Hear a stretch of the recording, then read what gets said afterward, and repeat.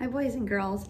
For today's read aloud, we're going to be going back to Franklin, and we're going to read Franklin's school play. Franklin could count forwards and backwards. He could remember his phone number, his address, and the name of 6 different shapes. But sometimes Franklin was forgetful, so he worried when Mr. Owl chose him to play one of the lead roles in the class play. What if he forgot his lines? Every December, Mr. Owl's students put on a show that they made up themselves. This year, they would perform a salute to the Nutcracker.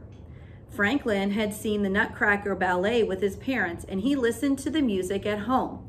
He loved the story about a little girl and the toy soldier who came to life.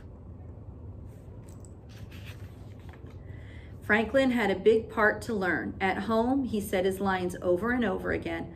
"I hope I don't forget what to say," he told his parents. They encouraged him. "If you practice, you'll be fine." Franklin wasn't so sure.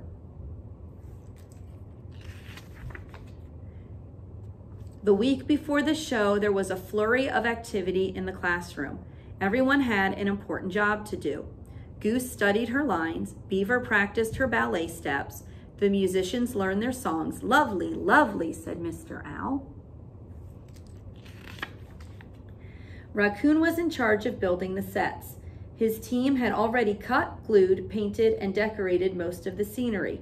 Now they were busy trimming the tree. Mr. Owl thought it was spectacular.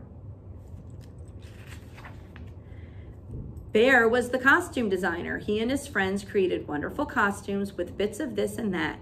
When Mr. Owl saw what they had made, he clapped and said, "Delightful."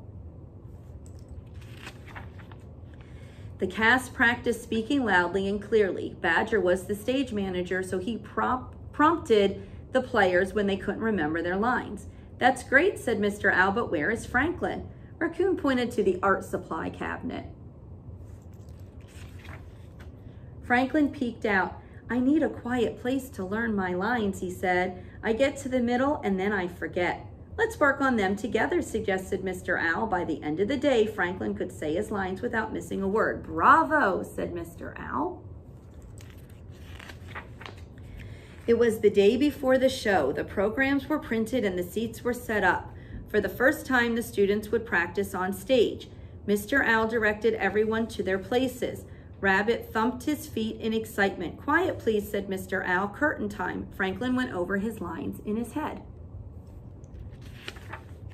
The curtain opened. Franklin was silent. Mr. Owl whispered, "It's time to begin." Franklin tried to talk, but his throat was tight. Every time he looked at the empty seats, he was scared.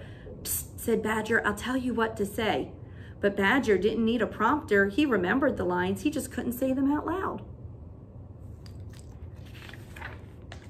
Mr. Owl talked to Franklin alone. "Maybe you have stage fright," said Mr. Owl. "Try not to think about the audience." Franklin tried 3 more times, but each time the curtain opened, Franklin's mouth stayed closed. He didn't want to give up, but they were running out of time, so Franklin asked Mr. Owl if he could switch places with Badger. She could play the Nutcracker Prince because she knew all the lines. They started again. Badger couldn't be heard at the back of the room. Mr. Owl nudged Franklin. "Why don't you help her out?" Franklin stood on stage beside Badger. "Try saying your lines like this." Franklin spoke in a booming voice. He meant to say just one line, but Franklin got carried away and said a whole speech. When he finished, everyone clapped. "You got over your stage fright," said Mr. Owl. "I guess I did," laughed Franklin. Badger looked relieved. I don't think Badger wanted to play that part. The next night, when the curtain opened, Franklin saw his family sitting in the front row. He took a deep breath. Franklin's first words were soft and raspy. "Keep going," he told himself, and he did. Franklin acted so well that he almost believed he really was the Nutcracker Prince. It was a marvelous show. After the finale, the audience gave the class a standing ovation. Franklin and his friends bowed 4 times. And that night, after a hot cocoa by the fire, Franklin pasted the show program into a scrapbook. It was a night he wanted to remember forever. All right, hope you liked that story, boys and girls. We'll have another Franklin book for tomorrow. Bye-bye.